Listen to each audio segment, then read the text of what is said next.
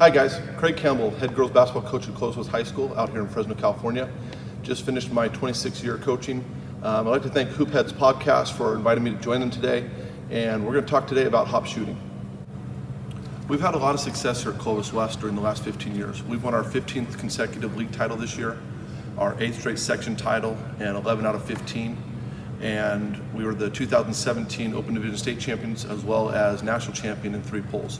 One of our biggest strengths of our program is our 3-point shooting, which is where our hop shooting really took a transition about 8 years ago. And so I'd like to explain to you the do's and don'ts, why we do it, where it started for us, and then lead into how to teach it back to your players. During the last 6 years, our team has been one of the top 3 in the state of California out of over 1,500 high schools in 3-point shooting, and we've also been one of the tops in the entire nation each year.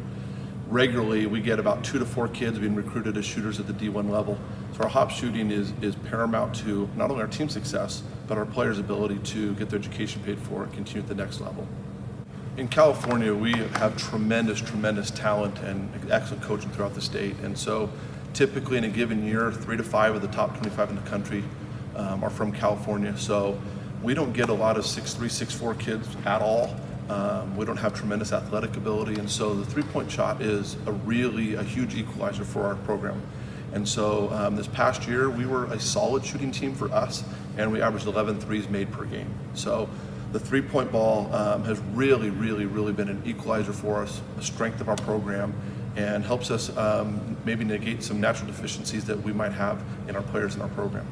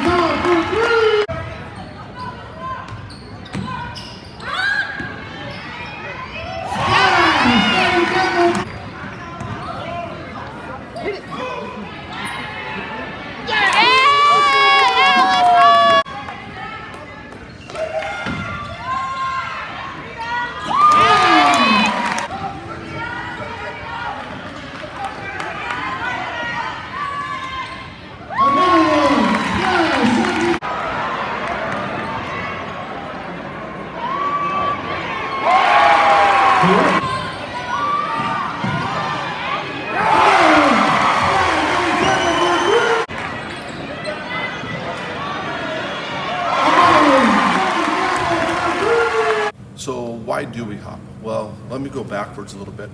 For many years, for about roughly 18 years of my career, I was a 1-2 inside pivot coach and believed in 10 toes of the basket.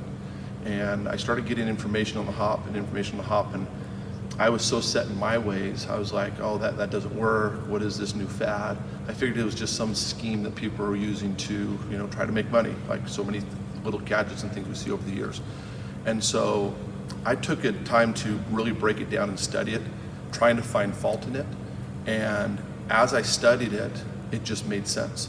And as I studied the elite shooters in the world, these were the common fundamentals. And I challenged myself, and I challenged a couple coaches recently that are 1-2 coaches of what do we teach versus what are the common fundamentals of the elite shooters in the world.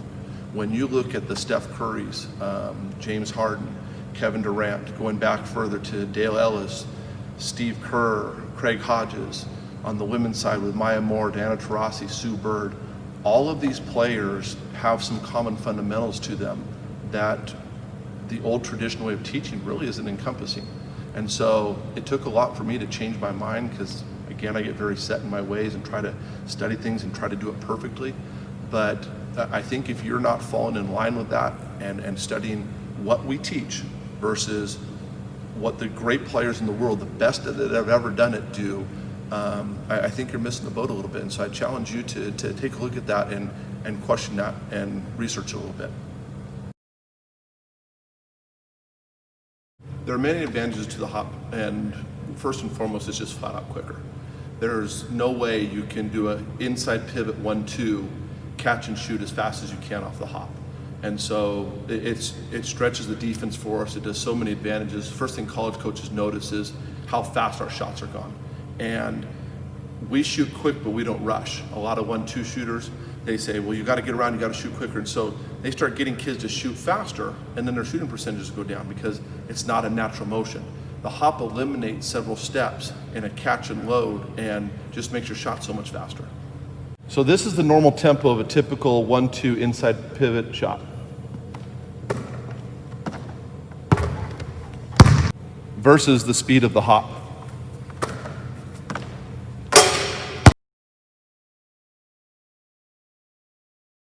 A second advantage that's just as important is the ability to attack closeouts better.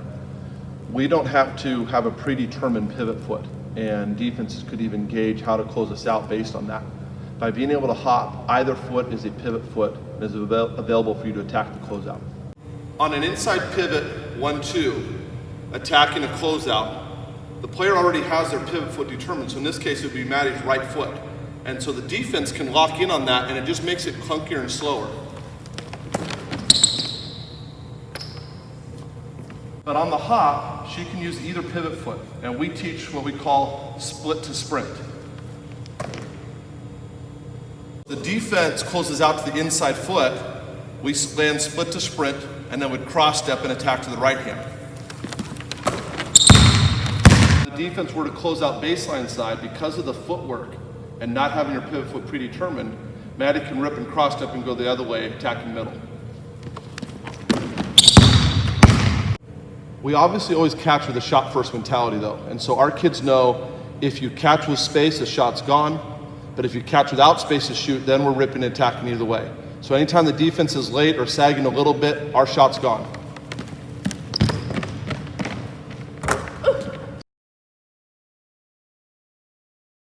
Improved base and balance is also a big part of the hop. A lot of times when kids are 1-2ing all the time, they don't get the same base every time. So for example, sometimes players will catch and over-rotate, thus leading to a bad base. Or they'll catch and under-rotate, and not get their feet out of them.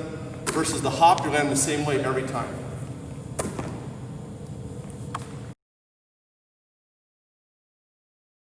An overlooked aspect of hop shooting is what it does for your spacing. Because our shooters are so quick to get their shot off, it actually opens up the floor for our penetrators. So Alyssa's normally playing Maddie about there, and the ball being drilled with the left hand down this lane line. Maddie's shot is about a 0.43 catch and shoot to get it off.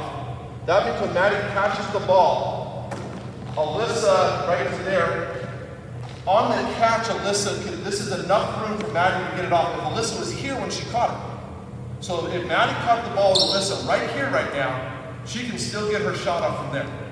A typical average 1-2 shooter, that player has to be about 6 feet more away, because a typical average 1-2 shooter is 0.9 to 1 second to get it off, versus 0.3 to 0.4. So why does that matter?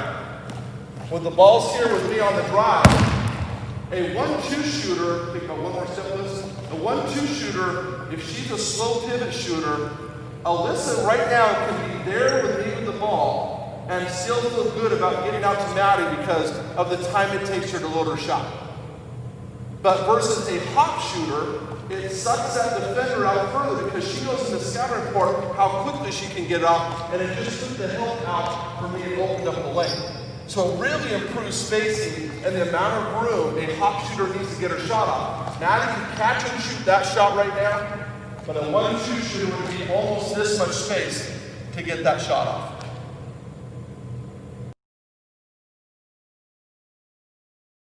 Another overlooked part of the hop is being able to shoot an errant pass.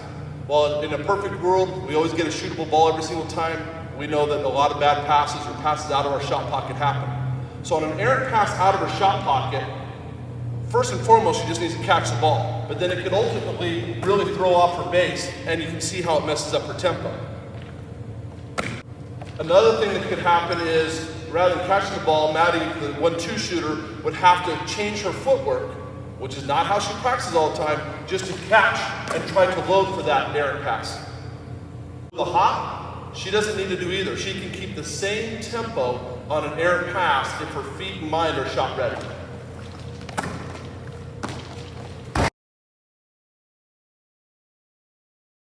Even though we're primarily talking about hop shooting today, it's important that we talk about some of the fundamentals that go along with it, because without proper fundamentals, you're going to start developing problems with the shooters and mechanics.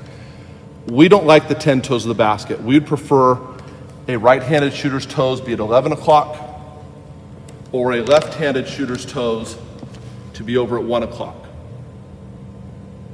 The old way of teaching 10 toes of the basket, what's happening right now is Maddie feels like she's totally in alignment, but her index finger and the middle of the ball are actually aligned to this part of the rim.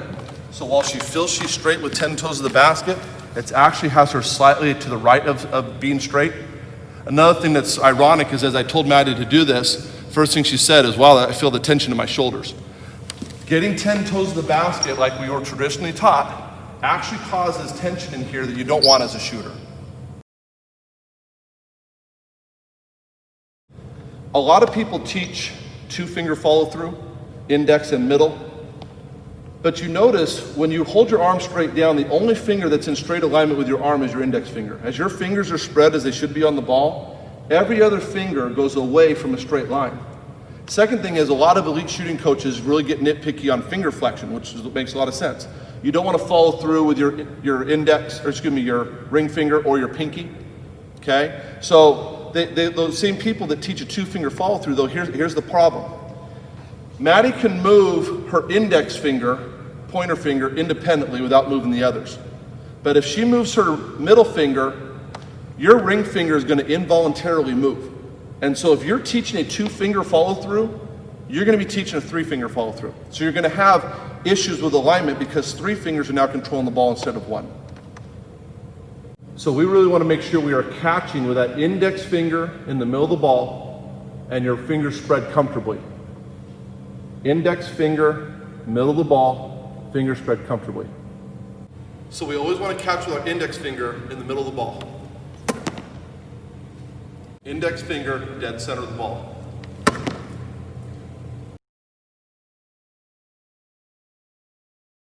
So it's important that our kids don't catch and then hop. It's obviously a travel.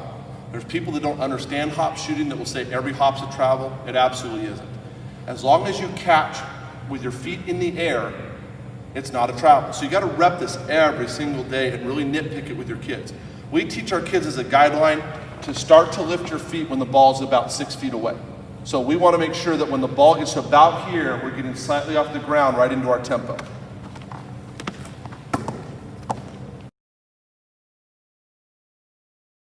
What we don't want to happen is we don't want to create what we call a pogo stick. You're seated nice and low, ready to shoot, on the balls of your feet. We don't want to hop long to catch. We just lost our advantages. So some kids think the hop shooting is jump shooting, and we don't want that action to happen. You saw the way Maddie's body went long there. We don't want that to happen.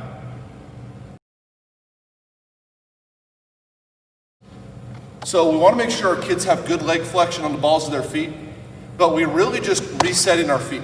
So we want to just touch and go. So we use the analogy with our kids of being in a squatted position and basically like jumping rope squatted. So a tempo for Maddie, that's what her feet should look like on her shot. So it's important that you get your toes to fire because that's the energy. And we teach our kids the hot stove analogy. You wouldn't pat your hand on a hot stove and go, oh, my hand's burnt, I need to pull it off.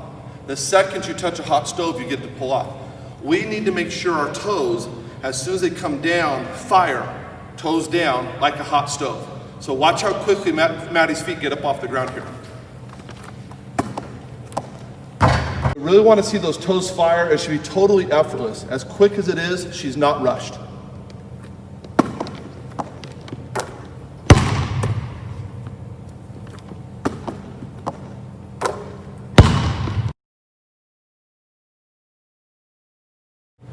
So one thing that we haven't talked about yet that's important is kind of the last piece for us, because so many people say don't dip the basketball when you shoot.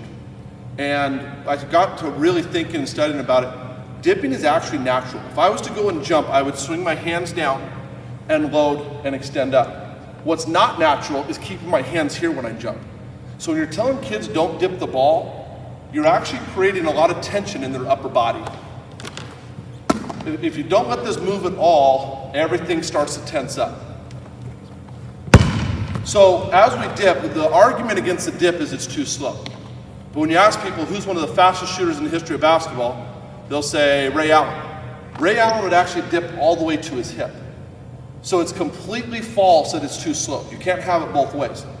The dip, the advantages of it, improves tempo and speed in your shot, and it relaxes your neck and shoulders.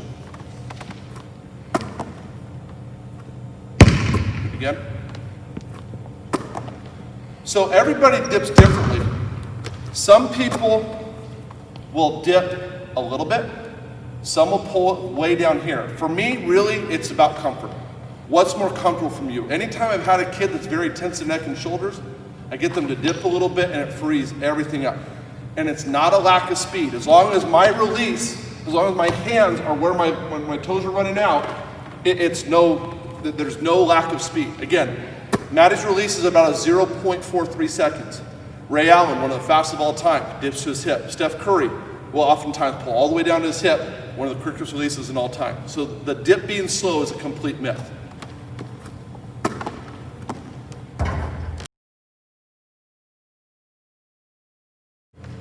Here's something you might run into. If you don't have much hop shooting on the boys or girls side in your area, you're gonna have other opposing coaches complain it's a travel. You might have even officials complain it's a travel. What I would recommend is when you get this incorporated in your program, video it, sit down with your head assigner, and have them explain to you and show them the video evidence that it's not a travel. The reason I prefer that over live, and you can have them watch live too, live you can't freeze frame. So we had people initially that were like, oh, well, it's got to be a travel because they weren't seeing it or it looked different than what they're used to seeing. And when we froze it, they could see that kid's feet were in the air on the catch and then came down and fired. I would say out of the last 10 travels we've had called in a game, 8 of them were not travels. The 2 that were travels, I was on the kid about because shooters that are hunting their shot don't travel. Shooters that are shot ready don't travel. But the officials, and I made our head of officials watch it, and he agreed, 8 of the 10 were not a travel. So you want to make sure that you preface that with the officials.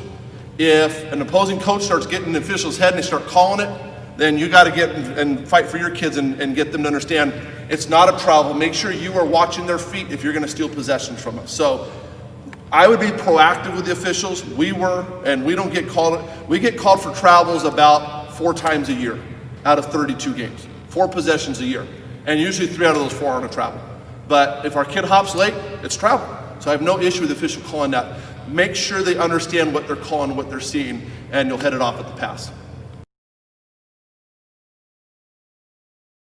A huge key is you have to be able to teach and nitpick this every day. I've gone and done camps for schools. I've had other schools I know brought in other people that do hop, and doing a camp is not gonna fix your kids.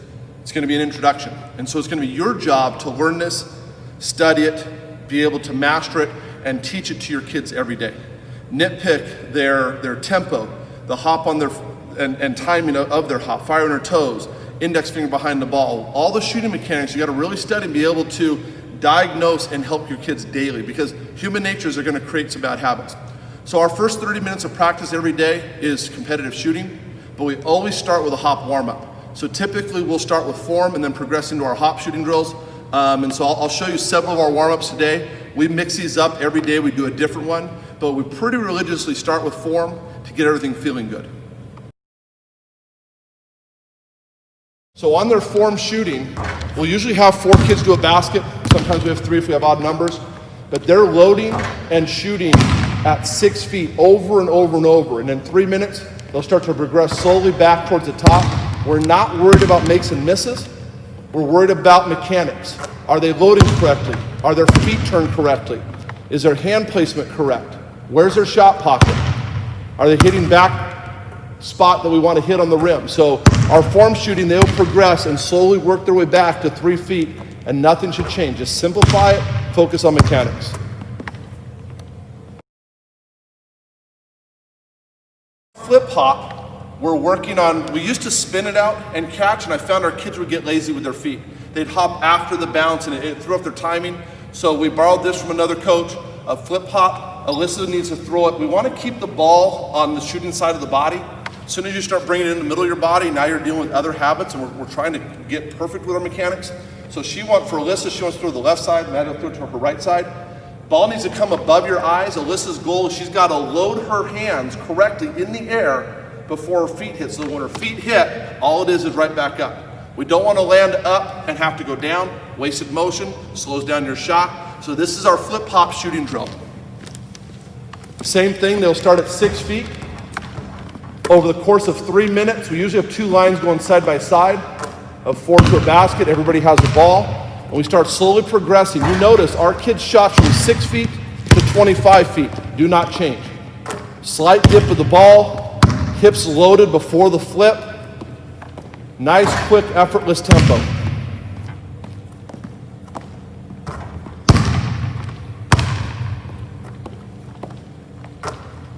And again, this would progress all the way back slowly over 3 minutes to the top of the key. So at the end of the 3 minutes, they've got about probably 5 threes off the flip and hop. Double hop drill, yes, we were aware it's a travel, it's a progression drill. We're working on our balance. And so they're going to do a 90-degree turn to the right and a 90-degree turn back. And as soon as their feet hit, they're going up. But nothing should change. They shouldn't hop up and get off balance. They shouldn't do something funky with their feet. We want the whole form to go here, here, right back up. So we're working on balance. This also equates to shooting off the turn, shooting off the hop, getting yourself around. So we're adding elements of the difficulty to it that translate over to the game.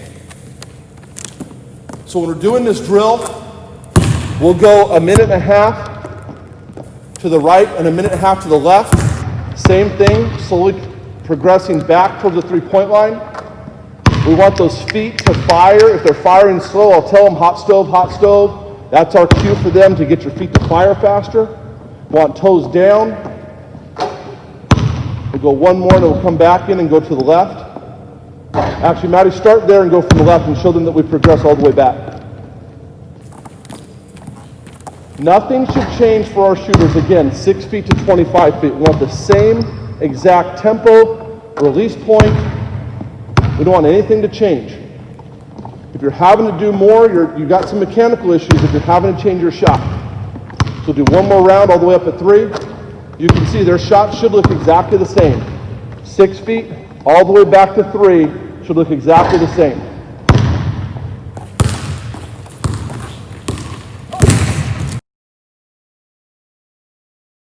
Our next one that's great on working on the quickness of your kids' feet, you want them to fire, is our quick fire drill.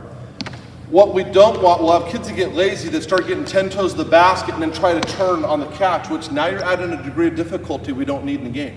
Why aren't you already turned? So Maddie will be actually quick firing with her feet at a slight turn. Alyssa's back here starting on the baseline. They'll be passing from here. Normally we have 2 here with a ball, 2 there without a ball. Or we'll go 2 side by side, 2 side by side, so we get lots of shots in. But they're gonna quick fire, pass and shoot. Alyssa will switch. And again, over 3 minutes, they're slowly progressing themselves back. Light, quick feet. Ball in the air, feet in the air. Ball in the air, feet in the air, good tempo. Light, quick feet. Slowly progressing back. Over the course of 3 minutes, we'll then be shooting 3s off the quick fire. So all these drills we're showing you right now, we'll do at least one of them every day. Right there, I would tell Alyssa she hopped to her right for no reason, land in the same plane. And one more. Light, quick feet. Good. Next one on our progressions, you notice we've worked on getting our feet going. We've had a little bit of turn with the double turn. Now we're working on shooting on the move, okay? It's important to understand off the hop, you don't need other footwork for whatever you're gonna run. I can run Maddie or Alyssa off a pin down, a stagger, a single, a flare, a drift. Every one of them, they're going right into a hop. What's important is to get your feet and hip in alignment. So for Alyssa, this one's gonna be a little easier. Moving to her right, her left hip's gonna already be in alignment. For Maddie, as a right-handed shooter, she's gotta make sure she gets that hip around and loads properly on her turn. So we'll normally have 2 kids here with a ball, 2 here without, coming straight across.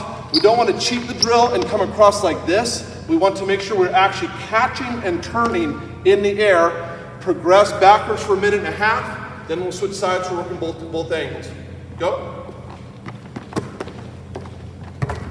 Again, so it should be the same exact tempo, balance, and timing as what they're doing before.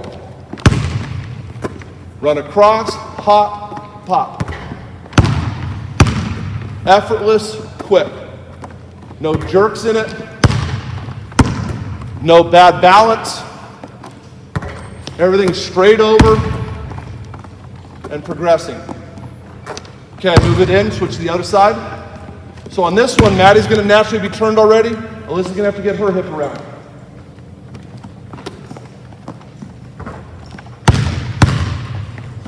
We'll progress both of these at 1.5 minutes, all the way back to 3. Why don't you guys scoot back a bit? Start going free throw line back. Good? One more. And go 1 round of 3s real quick. Tempo should be the exact same from that distance. Nothing should change.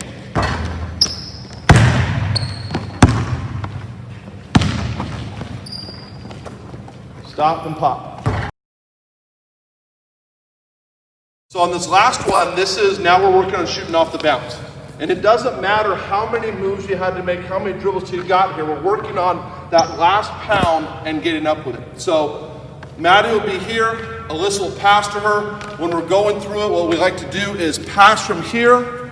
She catches in the air. I come just half speed with my hands up, so she's working on it. Working on ripping to our hip and getting there in 1 dribble. So first time through, we're gonna go to our right.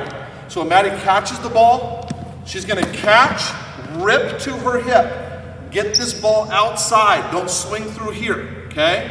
Now it's a cross step. She landed split to sprint, 1 step and bounce. Has to be a pound dribble. She's got to get that same tempo that we had on the catch. She'll go through, then Alyssa. So let's go full speed to our right. Land split, cross step, go. Land split, cross step, go. Land split, cross step, go. Make sure we're landing flexed. Don't land upright. One more. And last one, finish Maddie. Land split, cross step, go. Something I didn't talk about with Alyssa. Alyssa's going to her, she's a left-handed shooter going to her right. We don't want her to reach for the ball and start her shot here. We teach what we call ball slap. So for Alyssa, it would be this. The ball for a left-handed shooter would go here. Get it back to your shooting pocket. For Maddie, as you'll see in this one, it's here across. Here across. Alyssa going to her left hand, it's already going to naturally be there. So now we'll demonstrate 3 to our left. Scoot in a little bit, to our left. Rip outside hip. Alyssa's got to make sure she gets her hip around on this one. Right-handed shooter's hips will already be in alignment. 2 more each. Good. Good. Should be the same tempo, same tempo. Last thing on these, when Maddie takes her dribble and lands, so she took her pound, she's in the air, she's loaded and she lands, she needs to be back in this exact same catch and shoot position as if I passed to her. A lot of kids take their 1-2 dribble and they're very upright. So now they either shoot short because of no legs, or they now have to, after they land, go back down, which wastes time. Now you can't get that shot off at the elite level.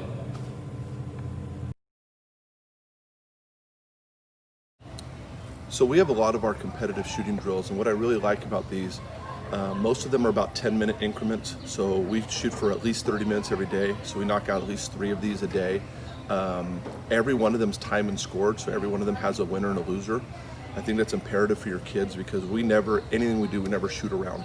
And so they're competing against a time or a score. It might be me against the rest of the team. It might be me and my partner against another group. It might be half the team against each other. It might be the whole team for a team goal.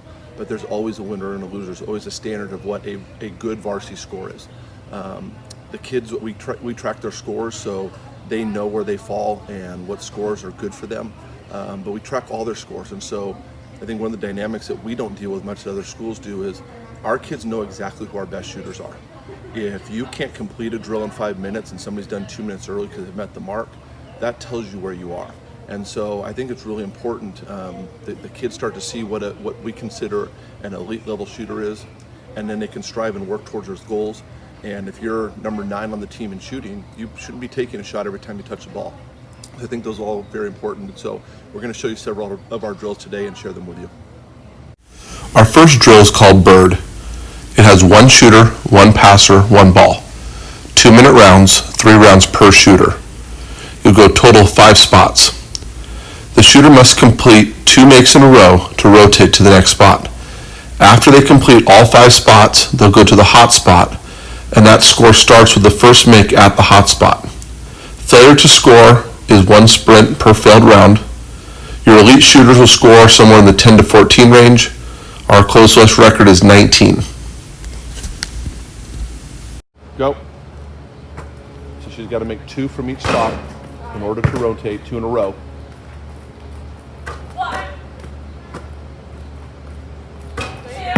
So now she goes up to the first spot's completed.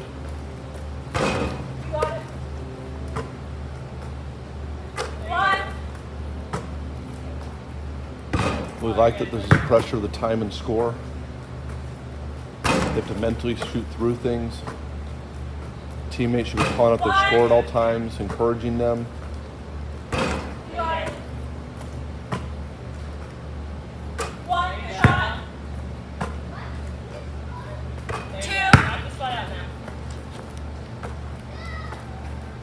To get a score into the teams, you need to complete the 5 by about the 1 minute mark.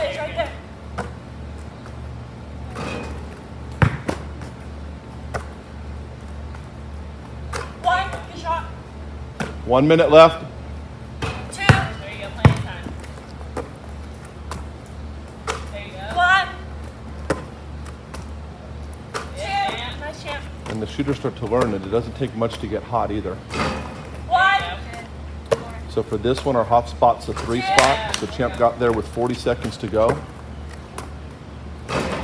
So now every make she gets from this spot, they don't have to be consecutive, 1. Counts for her score. 2. 30 seconds. 3. 4. 5. 6. 15 seconds.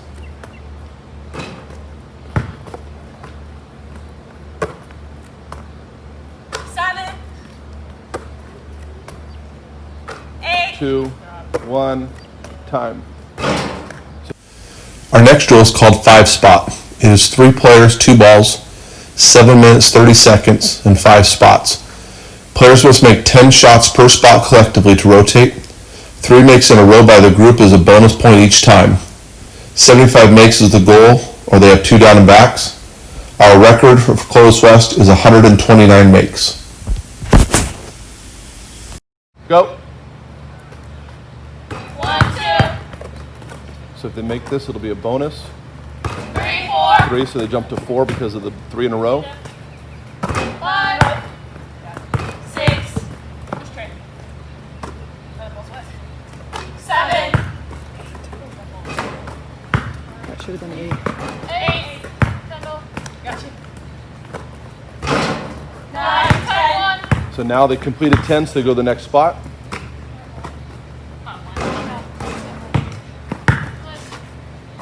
Ken. 2. Thanks.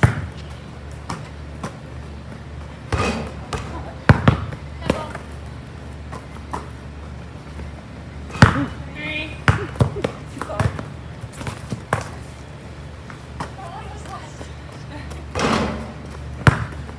4. So cute.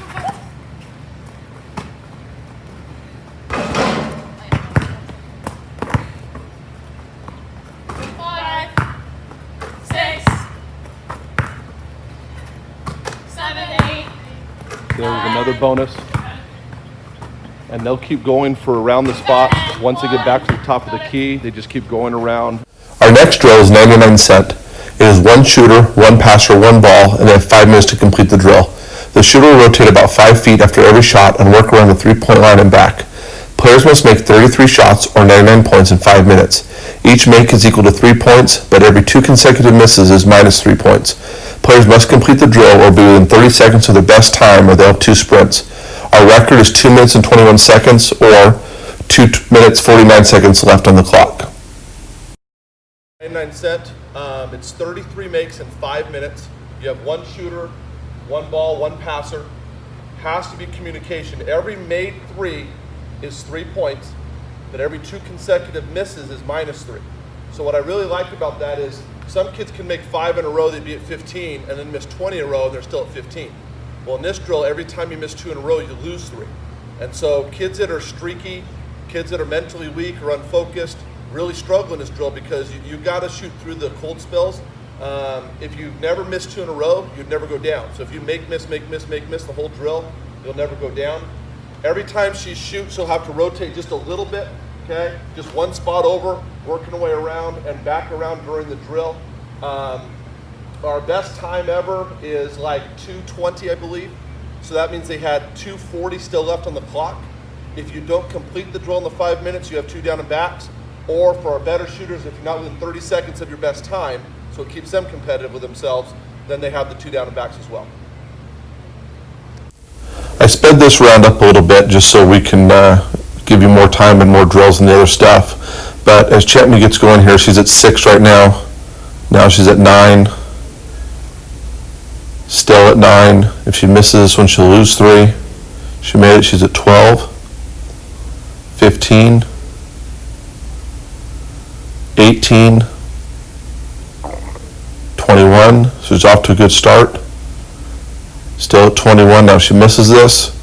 Now she goes to 18. Still at 18. Now if she misses this one, she'll go to 15. She's back to 21. 24.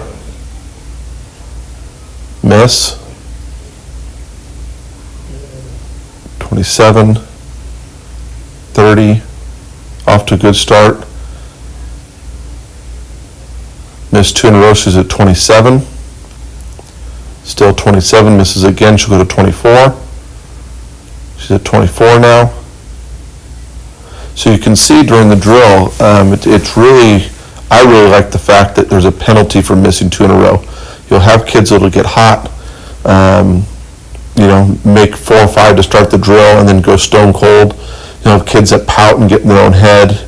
And those types of kids, they'll end up with a really low score on this drill. Champney typically finishes at about 3:15, so about 1:45 left on the clock is typical for her.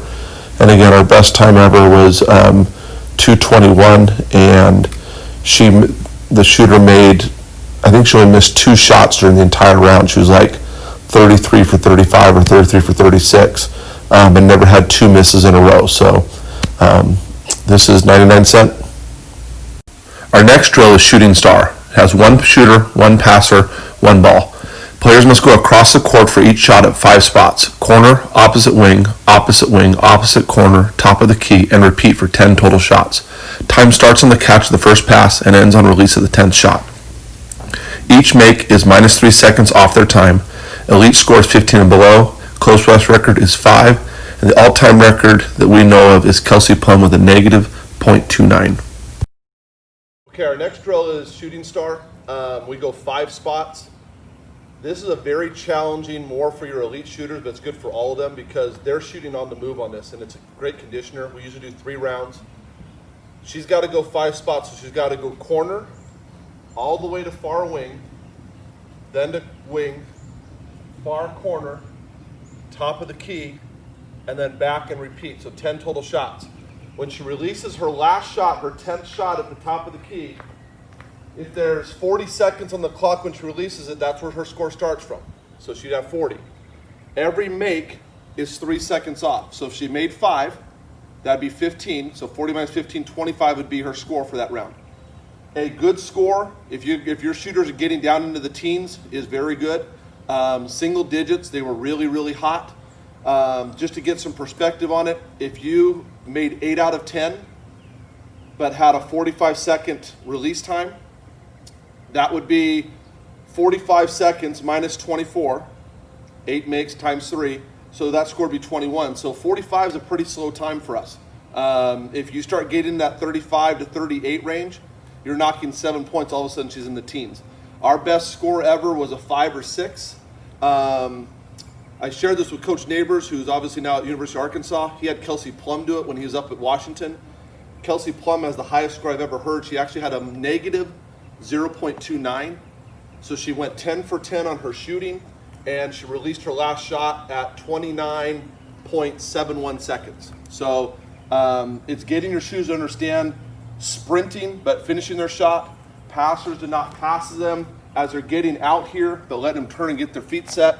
So we'll demonstrate the drill for you. It's a great conditioner, but really challenging for your elite shooters. Go.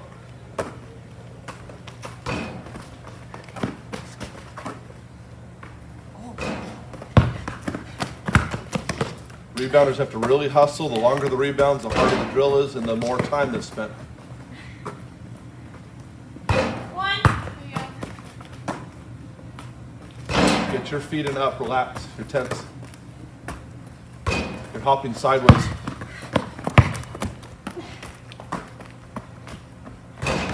You got it. Under the ball. Jump rope, jump rope, jump rope. 2. 3. 39, 40, 41. 4. So 41 minus 12, so her score would be 29. Go. 1. Shot. The more you make, not only gives you a higher score, but it makes the job of the rebounder easier. And you save valuable seconds if they're shagging long rebounds. 3. This drill really isn't about speed. It's about effort and obviously shooting ability. But 4. some of our better scorers over the years were not our fastest kids at all. 5. But they hustle, they understand tempo. It doesn't take them long to get their shot off. You got it. 2 more. 39, 40, 41, 42, 43. So she's 43, 6 makes. Yeah. Okay, so 43 minus 18 would be 25. Our next drill is our one more drill and has a lot of great components to it. You have 3 players and 1 ball, a shooter, a passer, a rebounder, and they'll all rotate through the drill. We go 4 spots, wing to corner, corner to wing, switch sides, corner to wing, wing to corner. Games are to 21 points. A made 3 is equal to 2 points, a putback is worth 1 point, and a miss that bounces is minus 1 point. The shooter goes to passer, rebounder goes to shooter, and passer crashes to rebounder. The techniques and teaching points are proper sweep step footwork, communication for one more pass, outside hand passing, and rebounder track the ball in flight. They have 1 sprint for every loss out of the 4 rounds. So our next drill is our one more drill. We do it from 4 spots. There's 4 rounds total. Every made 3 is worth 2. Every putback is worth 1, but you have to catch the ball in the air. So if the ball bounces, it's actually minus 1. But we work on several details here. We're working on communication for the one more pass, outlet and one more. We're working on proper footwork of catching and sweep stepping through and passing with the outside hand so that we're not catching and turning wrong or taking too long to get the ball out. We're working on tracking the ball in flight. Too many rebounders run and stare at the rim. We're watching the ball in flight because we have to react, because if it misses and we get it in the air, we can put it back in for the 1. But if I'm watching the rim and it bounces, my team loses 1 every time. The way the drill rotates, we go passer to here, okay, to the shot. The rebounder goes to shooter. Go ahead and just kind of pass it, shoot it up, okay.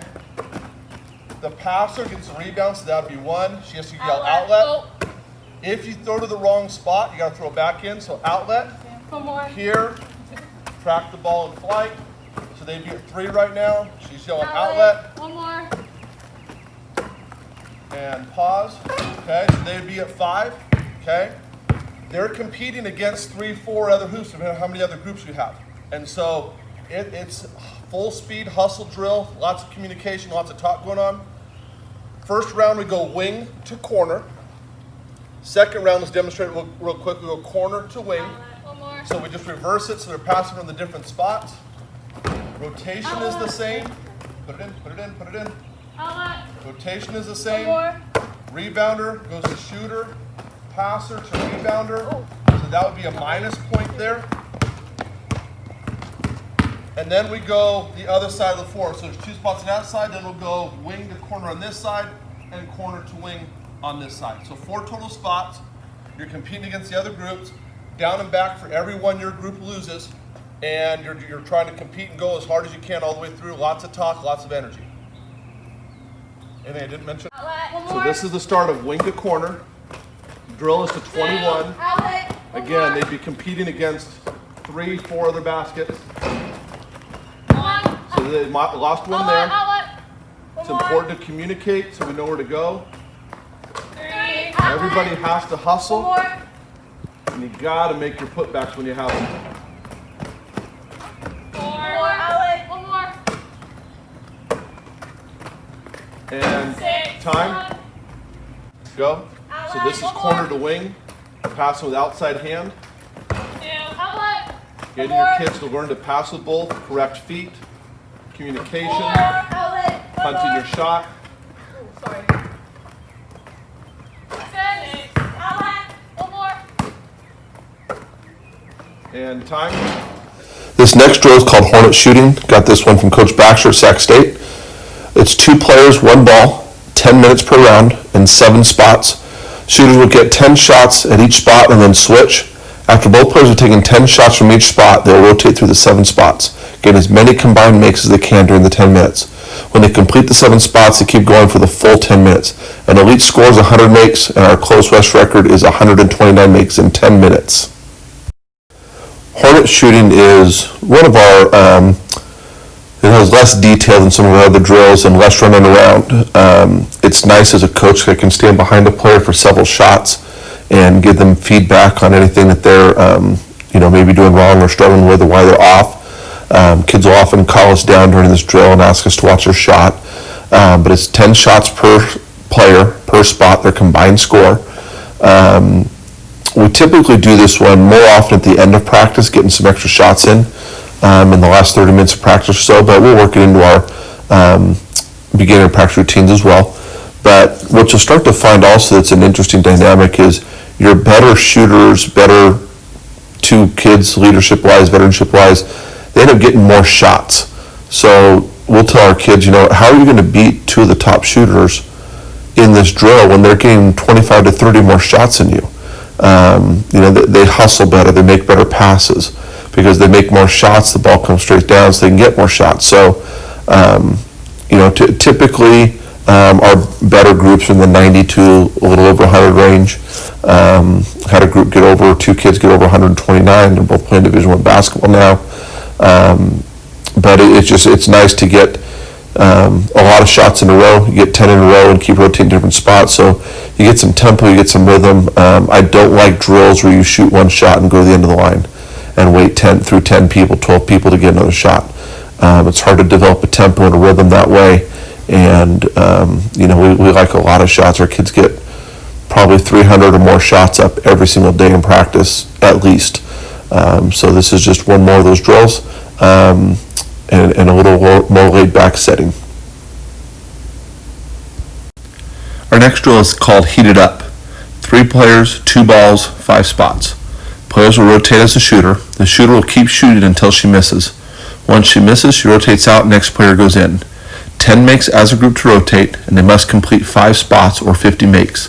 The first team to make 50 goes to the top of the key, and then every make is banking a sprint for the other groups until they complete their 50 makes. Okay, this drill is heated up. We're going 5 spots.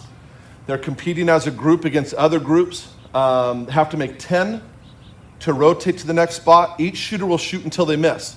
So if Alyssa makes 5 in a row, she keeps shooting. If she misses her first shot, they'll quickly rotate through. One of the things I like about this drill is your better shooters end up getting more shots.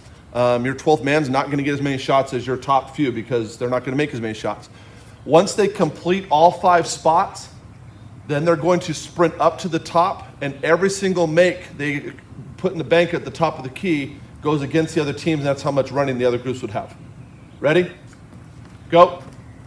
So Alyssa will continue to shoot as long as she makes. She misses, they got to rotate quickly. Again, they're going for 10 makes. Go.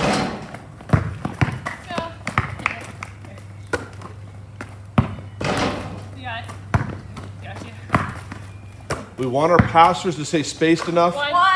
that they're not right on top of them, so we can work on our timing, our tempo, our passing. Got it. So they're at 2. We want our kids to pass to shoot the next shot, regardless of if the ball goes in. So they're in tempo. Don't shoot and then everybody watch and then pass the next one. 3. Four. Right there. Have to communicate and work together. You got it. You don't want to jam the shooter. You want to make sure they're ready. 5. 6. 7. 8. Right there. So they need 2 more from the corner.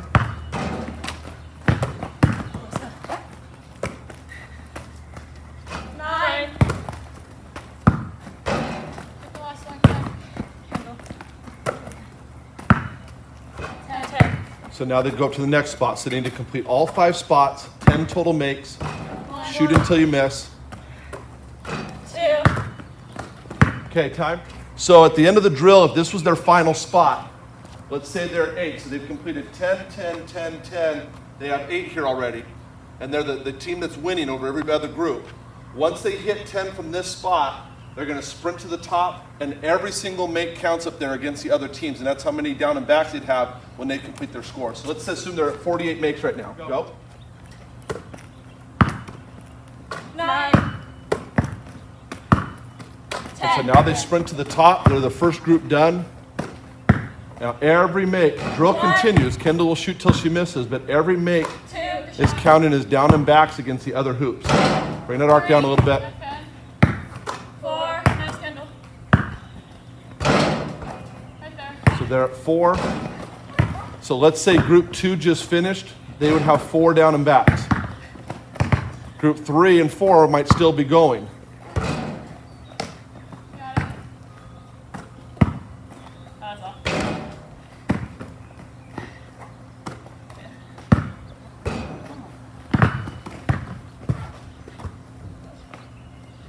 So group 3 would have at least 5.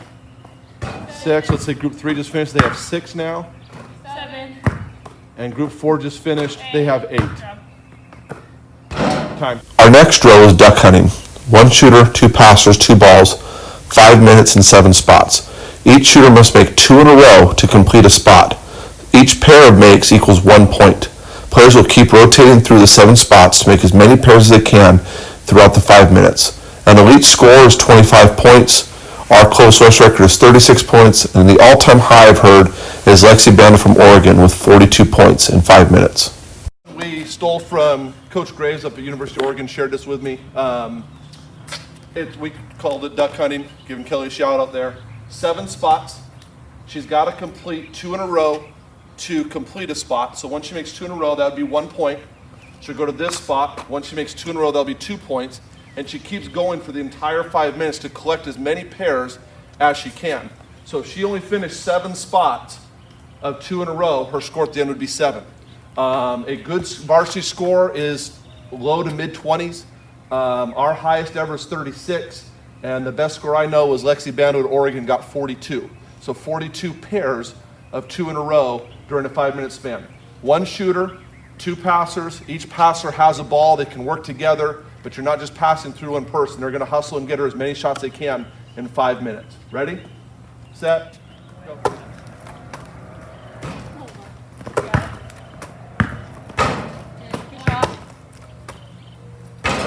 So that's 1 point she's completed, 2 in a row. That's 2. Shot.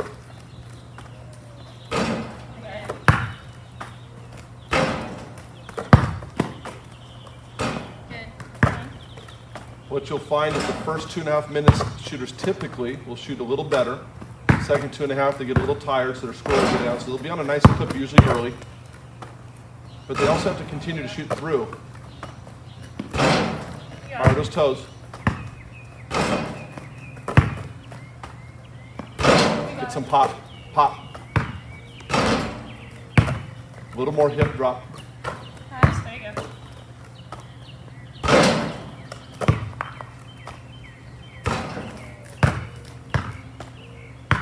That's 3. Okay, there you go. And she'll continue around until she's completed as many pairs of consecutive makes as she can to be her final score. 4. And time. Here's my contact info if any of you need to reach me. It's Craig Campbell at Coast West High School out in Fresno, California. My email's there, and that's my cell number as well. We've got double this many shooting drills, and if you have any follow-up questions or things you want to trade or send some my way, always looking for new stuff. So we'll stay on now for some question and answer session.